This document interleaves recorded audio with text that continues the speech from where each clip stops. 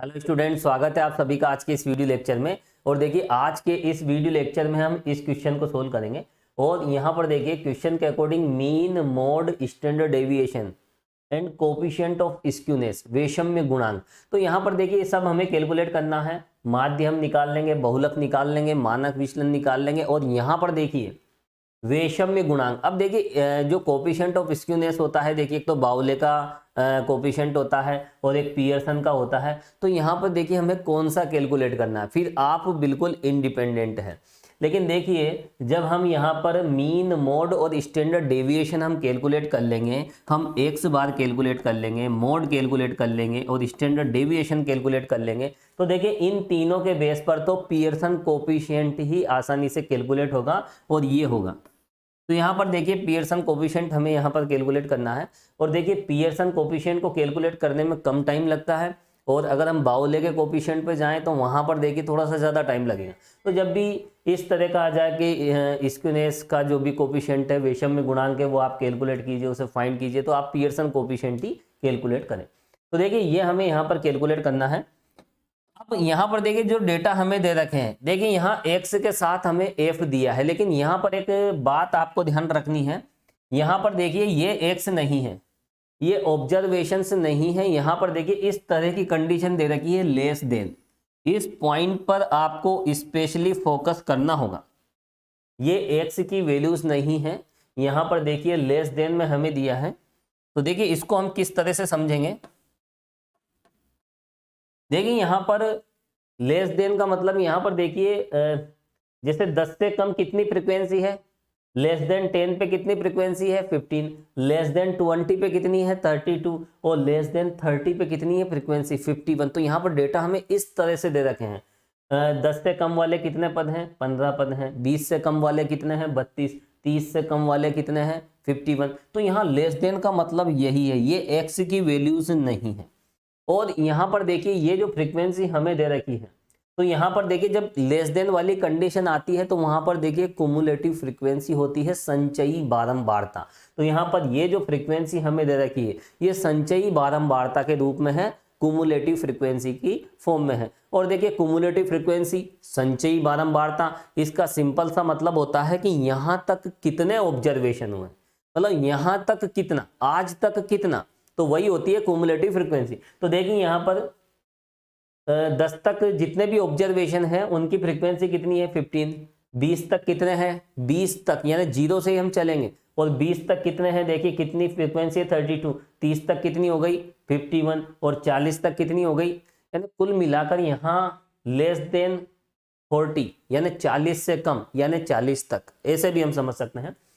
यहाँ देखिए 50 से कम कितना है 97, 50 से कम बारंबारताएं कितनी है 97। हम ऐसा भी कह सकते हैं कि 50 तक 97 है, 60 तक, या फिर 60 से कम, 60 से कम कितनी है देखिए 109। हम ऐसा भी कह सकते हैं कि यहाँ तक, मतलब 60 तक कितनी हो गई देखिए 109, 60 तक है 109। तो कुल मिलाकर देखिए इन्हें हमें सबसे पहले देखिए क्लास इंटरवल की फॉर्म में लिखना होगा। तो ध्यान रहे जब भी लेस देन आ जाए तो ऐसी कंडीशन में सबसे पहले वो जितने भी डेटा हमें दे रखे हैं उनको हम क्लास इंटरवल्स की फॉर्म में हम लिखेंगे, क्लास फॉर्म में, वर्गीकृत अंतराल के रूप में। तो यहां पर देखिए सबसे पहला काम हमें ये करना है, दिए गए आंकड़ों को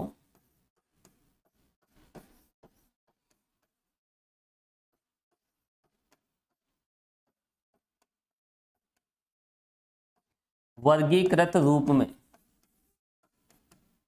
लिखने पर, हम वर्गीकृत रूप में यहां पर लिखेंगे क्लास फॉर्म, क्लास की फॉर्म में, और कंटिन्यूअस, या हम कह सकते हैं कंटिन्यूअस सीरीज की फॉर्म में।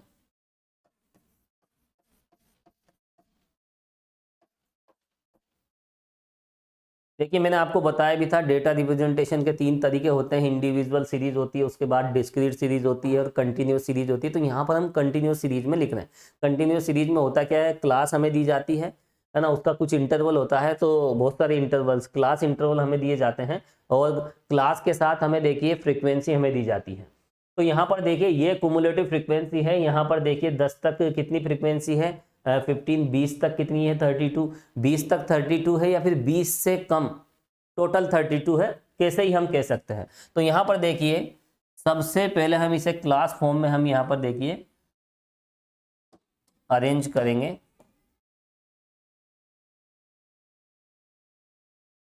तो यहाँ देखिए क्लास इंटरवल के साथ हमें यहाँ पर क्या लेना है, देखिए फ्रीक्वेंसीज हमें लेनी है।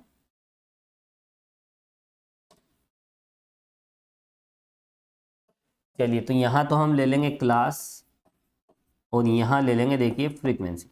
अब देखिए क्लास हम किस तरह से यहाँ पर देखिए एक हो जाएगी, देखिए यहाँ 10 तक यानी 0 से 10 तक 15 है और यहाँ पर देखिए 0 से 20 तक। तो यहाँ तो देखिए एक्स की यहाँ ये जो वैल्यूज दे रखी है उसमें 10-10 का इंटरवल है। तो यहाँ पर देखिए हम इस तरह से क्लास बना लेंगे 0 से 10, फिर देखिए 10 से 20 हो जाएगा और 20 से 30 और 30 से 40, ये लीजिए। तो इस तरह से देखिए हमने यहाँ पर, क्योंकि जो डेटा हमें दे रखे हैं उसे हमें कंटिन्यूअस सीरीज में सतत बारंबारता बंटन में लिखना पड़ेगा। तो देखिए 0 से 10, 10 से 20, 20 से 30, 30 से 40, 40 से 50 और 50 से 60। अब देखिए यहाँ पर बहुत आसान तरीका है।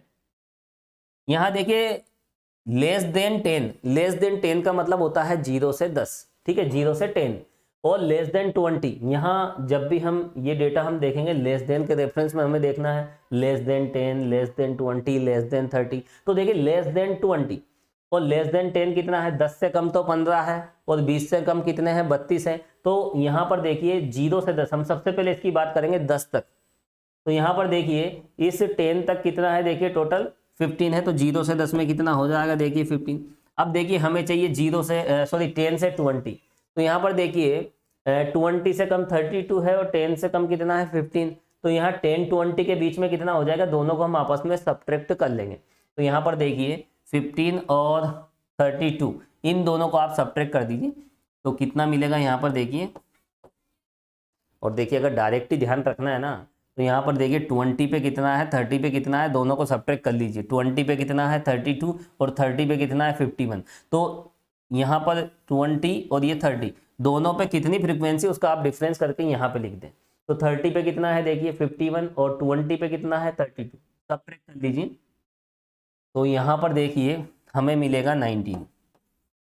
और आप कैसे समझ ले, आना तो यहाँ वही है ना।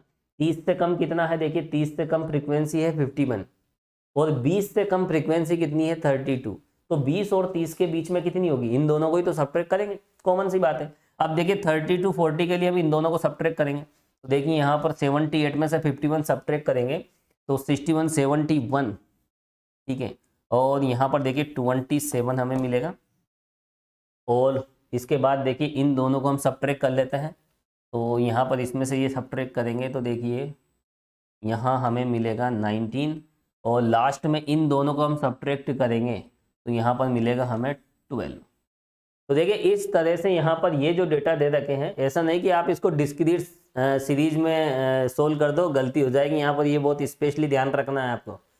यहाँ पर लेस देन नहीं होता तो ये डिस्क्रीट सीरीज होती।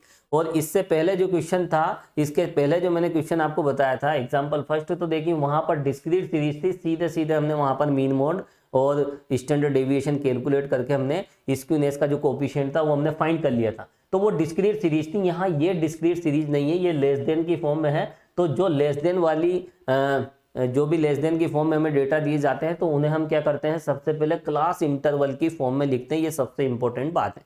अगर आप देखिए इस क्वेश्चन में यहाँ लेस देन पे ध्यान नहीं दोगे तो यहाँ देखिए बड़ी प्रॉब्लम हो जाएगी, पूरा क्वेश्चन गलत हो जाएगा। तो यहाँ पर ये डेटा सबसे पहले हमने इस तरह से लिखे हैं। अब देखिए उसके बाद हम आगे बढ़े तो यहाँ पर देखिए जो भी क्लास हमने यहाँ पर देखिए फाइंड की है, क्लास क्या है देखिए 0 से 10 और 50 से 60। तो यहाँ पर ये सब क्लास यहाँ हम अरेंज करेंगे। और उसके बाद देखिए यहाँ पर हम बात करते हैं फ्रीक्वेंसी की। तो देखिए फ्रीक्वेंसी क्या है, यहाँ पर फ्रीक्वेंसी भी हमने देखिए फ्रीक्वेंसी तो यहाँ पर गिवन है। फ्रीक्वेंसी हमें कितनी दे रखी, देखिए ये 15, 17 ये जो भी है देखिए यहाँ पर हम इस कॉलम में जितनी भी फ्रीक्वेंसी है उन्हें हम ये देखिए ये फ्रीक्वेंसी हमने यहाँ पर कैलकुलेट की है। क्वेश्चन में जो फ्रीक्वेंसी दे रखी है वो लेस देन की फॉर्म में है, लेस देन 10 पे इतनी है, लेस देन 20 पे इतनी है, तो हमने इन फ्रीक्वेंसी को क्लास इंटरवल में देखिए डिस्ट्रीब्यूट कर दिया, क्लास इंटरवल के अकॉर्डिंग हमने यहाँ पर अरेंज कर दिया। अब देखिए यहाँ अगर हम इसकी कुमुलेटिव फ्रीक्वेंसी निकालेंगे संचयी बारंबारता, तो वो यही आएगी, ठीक है। इसकी आप क्या निकालोगे, कुमुलेटिव फ्रीक्वेंसी। तो यहाँ पर देखिए यहाँ 15, फिर इसमें हम ऐड कर देते हैं 32, फिर 51, तो देखिए यही हमें मिल जाएगा 15, 32, 51। तो यहाँ पर ये जो फ्रीक्वेंसी है इन सबकी संचयी बारंबारताएं ये है। तो कुमुलेटिव फ्रीक्वेंसी का यही मतलब होता है कि यहाँ तक कितने ऑब्जर्वेशन हुए उनको रिप्रेजेंट करती है कुमुलेटिव फ्रीक्वेंसी। तो यहाँ पर लेस देन एक्स के साथ क्या दिया है, फ्रीक्वेंसी नहीं दी है, यहाँ पर कुमुलेटिव फ्रीक्वेंसी दी है, जिससे हमने फ्रीक्वेंसी निकाल ली है क्लास इंटरवल्स के अकॉर्डिंग। अब यहाँ से हम क्वेश्चन स्टार्ट करेंगे। तो ये दोनों डेटा देखिए हमने इन दोनों कॉलम में अरेंज कर लिए हैं, और जब कंटिन्यूअस सीरीज होती है तो एक्स की वैल्यूज कैसे निकालते हैं, दोनों को प्लस करके आधा कर देते हैं, हाफ कर देते हैं। तो ये लीजिए 0 + 10/2, 10 + 20/2। तो इस तरह से देखिए आप शुरू के दो निकाल लें और उसमें जितना भी इंटरवल है वो प्लस करते जाएं। क्लास में कितना इंटरवल है यहाँ पर 10 का, 10 प्लस करते जाएं, सीधा यहाँ तक आपको 55 तक एक्स की वैल्यूज मिल जाएगी। अब देखिए यहाँ पर जब हम स्टैंडर्ड डेविएशन निकालते हैं, मानक विचलन, तो वहाँ देखिए अगर हम डायरेक्ट मेथड का यूज करें तो देखिए वहाँ होता है fx और fx²। फॉर्मूला क्या होता है, √fx² सिग्मा fx/n का होल स्क्वायर। अब देखिए अगर यहाँ पर हम fx² से अगर इसे सोल्व करें, fx² यानी पहले तो हम इसका स्क्वायर करें और उसको फ्रीक्वेंसी से मल्टीप्लाई करें, तो देखिए यहाँ पर काफ़ी बड़े बड़े नंबर हमें मिलेंगे।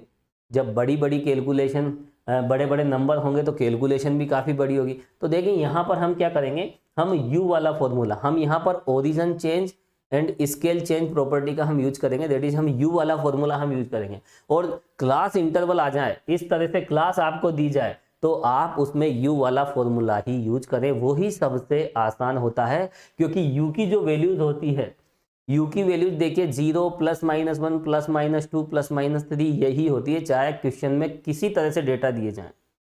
यहाँ पर x से f की वैल्यू कैसे ही हो, यहाँ पर देखिए u की वैल्यू हमेशा क्या मिलती है, 0 +-1 +-2, लेकिन वह उस कंडीशन में मिलती है जब यहाँ पर इंटरवल इक्वल हो। सभी में 10-10 का अंतराल है, ये बराबर है, इसमें भी 10 का अंतराल है, इसमें भी 10 का है, तो यहाँ इंटरवल सेम होना चाहिए। इंटरवल सेम होता है तो यहाँ पर u की वैल्यू क्या मिलेगी, 0 +-1, ये फिक्स है। तो ये सबसे आसान होता है, जितने भी x की वैल्यूज आपको दे रखी है वो सीधे किस में बदल जाती है, u में बदल जाती है। और u तो सबसे आसान है, u जो वेरिएबल है उसकी वैल्यूज सबसे सिंपलेस्ट होती हैं। अब देखिए u को कैलकुलेट हम कैसे करते हैं, x - a का मतलब दिए गए x में से a को सब्ट्रैक्ट करना, ओरिजिन चेंज, और उसके बाद देखिए 1/h से मल्टीप्लाई करना, दैट इज स्केल चेंज। तो ये कहलाती है देखिए ओरिजिन एंड स्केल चेंज। और इससे जो भी इफेक्ट पड़ता है स्टैंडर्ड डेविएशन पर, उसके अकॉर्डिंग उसका फॉर्मूला हो जाता है। और क्या होता है देखिए, √FU/n है ना, FU² सिग्मा FU/n का होल स्क्वायर। अभी हम चर्चा करेंगे उस पर भी, है ना। चलिए तो यहाँ पर देखिए UX - A/H। चलिए यहाँ पर हमने a की वैल्यू क्या ली, देखिए a तो आपको लेना पड़ेगा, और यहाँ ध्यान रखना a को आप आर्बिट्रेरी फॉर्म में न लें, a को आप x की वैल्यू से ही चूज करें। तो देखिए a की वैल्यू यहाँ पर क्या ली हमने, 35, और a की वैल्यू 35 ली। जहां पर देखिए a होता है तो उसके करस्पॉन्डिंग u की वैल्यू 0 मिलेगी आपको, क्या मिलेगी, 0। और आप चाहे तो यहाँ पे पुट कर लीजिए। अगर यहाँ पर आप पुट भी करोगे, a की वैल्यू देखिए 35, x कितना है यहाँ पे, x 35, तो 35 - 35/10, h कितना है यहाँ पर, h यहाँ से निकल जाता, तो कुल मिला के आना 0 ही है।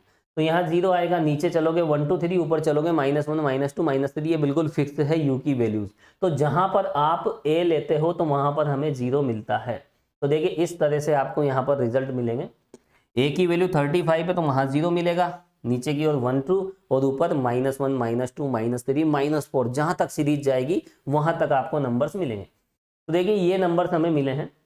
तो यहाँ पर देखिए इस फॉर्मूले से आप कैलकुलेट करोगे u की वैल्यूज यही मिलेगी। अब देखिए ये क्या है, देखिए f के मान, और ये किसका है, देखिए u के है ना, ये यू की वैल्यूज है, एफ की वैल्यूज है, दोनों को मल्टीप्लाई कीजिए तो यहाँ हमें क्या मिल जाएगा, एफ यू।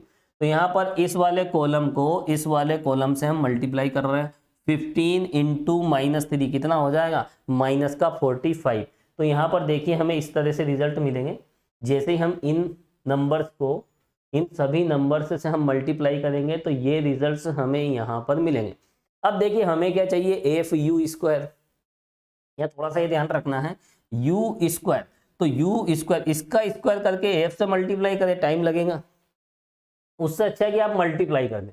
इस कॉलम में क्या है, देखिए इस कॉलम में यू है और इस कॉलम में एफ यू है, और एफ यू को अगर आप यू से मल्टीप्लाई करोगे तो हमें क्या मिल जाएगा, एफ यू स्क्वायर। इन दोनों कॉलम्स को आप मल्टीप्लाई कर दीजिए, 45 को 3 से मल्टीप्लाई करें तो 135। तो इस तरह से देखिए ये रिजल्ट हमें मिलेंगे।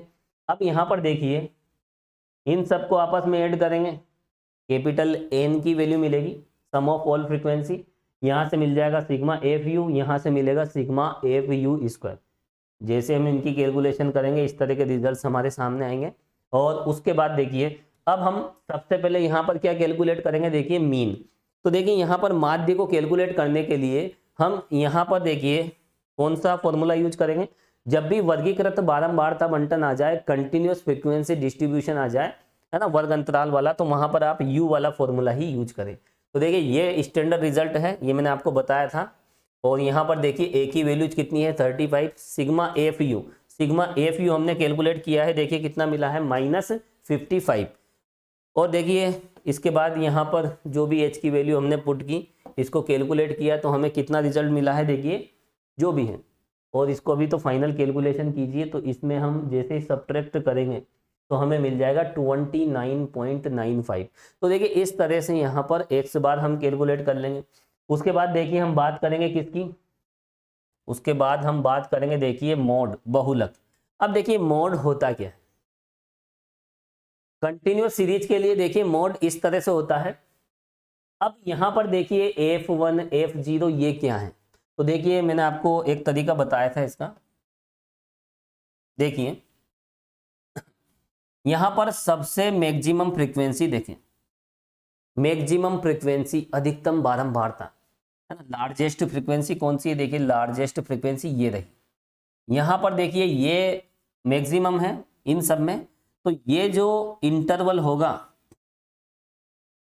ये देखिए ये हो जाएगा, देखिए मोड क्लास, ये हो जाएगा बहुलक वर्ग, ठीक है, ये मोड क्लास हो जाएगी।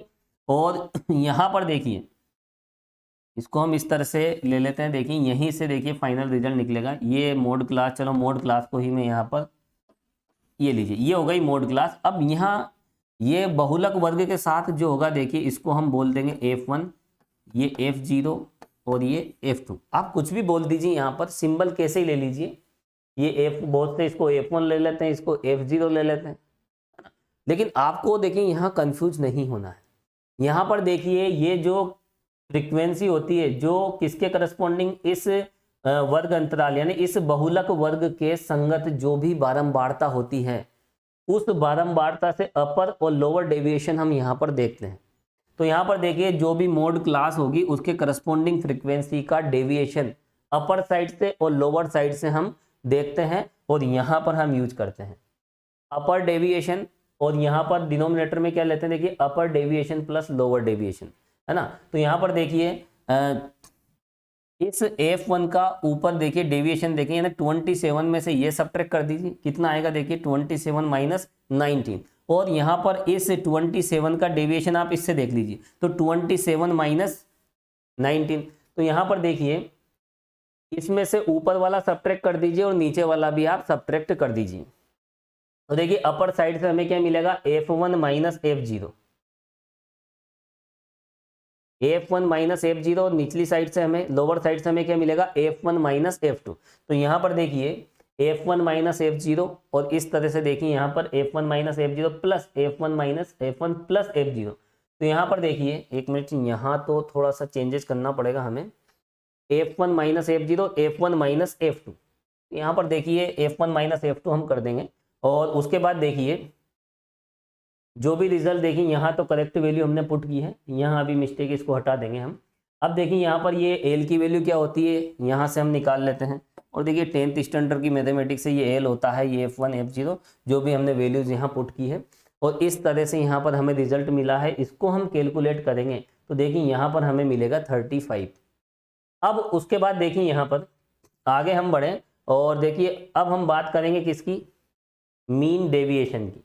तो देखिए मीन डेविएशन होता क्या है, मीन डेविएशन का फॉर्मूला ये होता है, और यहाँ पर देखिए सिग्मा एफ यू स्क्वायर और सिग्मा एफ यू सब हम कैलकुलेट कर चुके हैं। यहाँ पर देखिए इस टेबल में ये है सिग्मा एफ यू स्क्वायर, उठा के इनकी वैल्यूज को यहाँ पर आप पुट कर दीजिए, है ना। एच की वैल्यू क्लास इंटरवल कई बार मैं बता चुका हूँ, सब वैल्यू यहाँ पुट करेंगे, ये मिलेगा।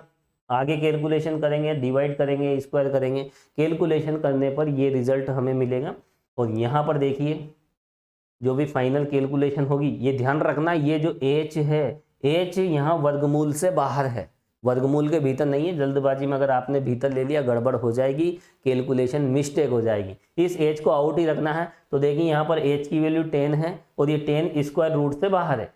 फाइनल कैलकुलेशन करें तो देखिए इस तरह का रिजल्ट मिलेगा, ये है स्टैंडर्ड डेविएशन। अब यहाँ पर देखिए एक माइनर सी मिस्टेक क्या थी, देखिए यहाँ थोड़ा सा चेंजेस करना पड़ेगा। F1 माइनस F0, देखिए जो भी सब्ट्रैक्ट हो रहा है F1 में से ही हो रहा है, और यहाँ पर देखिए F1 में से F0, F1 में से F2, तो यहाँ पर देखिए F1 में से हम क्या करेंगे, F2 को सब्ट्रैक्ट करेंगे। तो देखिए कभी कभी इस तरह की जल्दबाजी में मिस्टेक्स हो जाती हैं, लेकिन वहाँ देखिए बिल्कुल सही कर दिया है। तो यहाँ देखिए F1 में से ही सब कुछ सब्ट्रैक्ट कर रहे हैं, F1 में से अपर साइड की फ्रीक्वेंसी और F1 में से ही लोअर साइड की फ्रीक्वेंसी। तो इसे हम ऐसा कह सकते हैं, अपर साइड से डेविएशन, लोअर साइड से डेविएशन। और मैंने आपको बताया भी था ये फॉर्मूला आप इस तरह से भी ध्यान रख सकते हैं, अपर साइड से डेविएशन जो भी डिफरेंस है, और ये लीजिए इस तरह से बताया था मैंने। तो यहाँ पर देखिए F1 का अपर साइड से जो भी डिफरेंस है, और यहाँ पर देखिए लोअर साइड से डिफरेंस क्या हो जाएगा, F1 माइनस F2। तो आप इस तरह से ध्यान रखोगे तो देखिए कभी कंफ्यूजन नहीं होगा। तो यहाँ पर डिफरेंस आप कह सकते हैं, अपर साइड से डिफरेंस कितना है, F1 का। F1 क्या है यहाँ पर देखिए, बिल्कुल जो बहुलक वर्ग है, मोड क्लास है, उसकी फ्रीक्वेंसी, मोड क्लास की फ्रीक्वेंसी, बहुलक वर्ग की बारंबारता कितनी है, F1। उसका अपर साइड से डिफरेंस देखें, लोअर साइड से डिफरेंस देखें, फॉर्मूला क्या बन जाता है, फॉर्मूला बन जाता है L प्लस अपर साइड से डिफरेंस, और यहाँ पर ये हो जाएगा लोअर साइड से डिफरेंस। तो ये बिल्कुल आसान सा तरीका है समझने के लिए। और यहाँ पर देखिए स्टैंडर्ड डेविएशन हमने कैलकुलेट कर लिया है। अब हमें यहाँ पर देखिए एक और क्या निकालना है, ये भी फाइनल आंसर है। देखिए एक तो हमें मोड निकालना था, निकाल दिया, और सबसे पहले तो मीन निकाला, फिर मोड निकाला, फिर स्टैंडर्ड डेविएशन, ये भी एक फाइनल रिजल्ट है। चलिए तो ये फाइनल आंसर हम यहाँ पर देखिए, ये भी हमें यहाँ पर कैलकुलेट करना था। क्लियर। अब देखिए यहाँ पर चलते हैं क्वेश्चन पे, और क्या हमें कैलकुलेट करना है। देखिए मीन निकाल लिया, mode, standard deviation, coefficient of skewness, यहाँ पर पियर्सन का कोफिशिएंट हम निकालेंगे, है ना। बहुलक, माध्य और मानक विचलन निकाल चुके हैं। वैषम्य गुणांक हम निकाल लेते हैं। तो देखिए वैषम्य गुणांक होता क्या है पियर्सन का। अब यहाँ पर पियर्सन का ही वैषम्य गुणांक निकालेंगे, क्योंकि यहाँ पर माध्य, बहुलक और मानक विचलन हमारे पास है। तो यहाँ पर देखिए इसका रिजल्ट क्या होता है, x बार माइनस मोड अपॉन सिग्मा, माध्य माइनस बहुलक अपॉन मानक विचलन। तो देखिए ये फॉर्मूला है, इसमें वैल्यूज हम पुट करेंगे। तीनों रिजल्ट हम निकाल चुके हैं, मीन क्या है, मोड क्या है, और स्टैंडर्ड डेविएशन क्या है। तीनों की वैल्यूज को यहाँ पर हम पुट करेंगे, इस तरह का रिजल्ट मिलेगा। इन्हें कैलकुलेट कीजिए, फाइनल कैलकुलेशन कीजिए। तो यहाँ पर देखिए -0.326 ये है देखिए पियर्सन का कोफिशिएंट, इसके लिए स्क्यूनेस के लिए।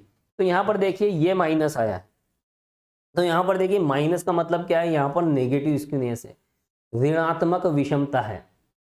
तो हम कह सकते हैं कि जो डिस्ट्रीब्यूशन कर्व है वो किस साइड में ज़्यादा शिफ्ट हो रहा है, देखिए लेफ्ट साइड में।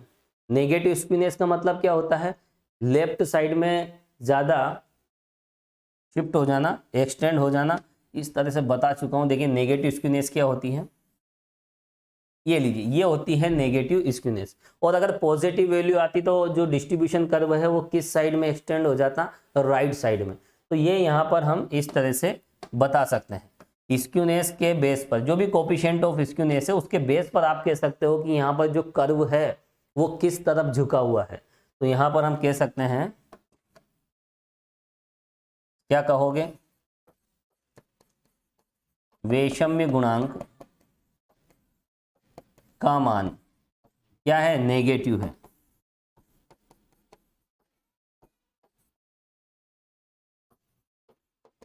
हालांकि यहां पर देखिए ये बात क्वेश्चन में पूछी नहीं गई है ना, हमसे तो केवल कोफिशिएंट ऑफ स्क्यूनेस कैलकुलेट करवाया गया है, हमने करवा दिया है और यही है फाइनल आंसर। लेकिन इस वैल्यू के बेस पर हम कह सकते हैं कि यहाँ पर देखिए जो डिस्ट्रीब्यूशन कर्व है वो राइट साइड में झुका हुआ है, राइट साइड क्या, सॉरी लेफ्ट साइड में नेगेटिव डायरेक्शन में। तो इसकी वैल्यू क्या है, देखिए ऋणात्मक है, नेगेटिव है, अतः बंटन वक्र किस तरफ है, देखिए बाईं ओर, left hand side.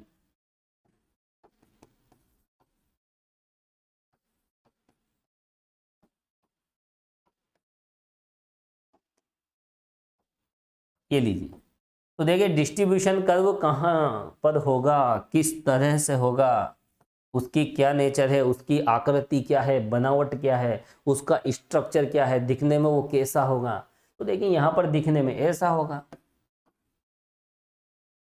Right side से सिमेट्री डिस्टर्ब नहीं होती, लेफ्ट साइड से डिस्टर्ब हो जाती, यही तो होती है नेगेटिव स्क्यूनेस, ऋणात्मक विषमता। विषमता को हम वैषम्य भी कहते हैं। तो देखिए अगर फ्रीक्वेंसी कर्व की अगर स्ट्रक्चर की बात कही जाए, है ना, उसकी अगर नेचर की बात कही जाए, है ना, तो आप इस तरह से एक दो लाइनें लिख सकते हो। बाकी यहाँ पर देखिए इसकी कोई जरूरत नहीं, यहाँ पर तो देखिए हमें कोफिशिएंट ऑफ स्क्यूनेस कैलकुलेट करना था, वो हमने कैलकुलेट कर दिया है। तो देखिए स्टूडेंट्स, इसी के साथ ये क्वेश्चन कंप्लीट हो जाता है। Thank you so much.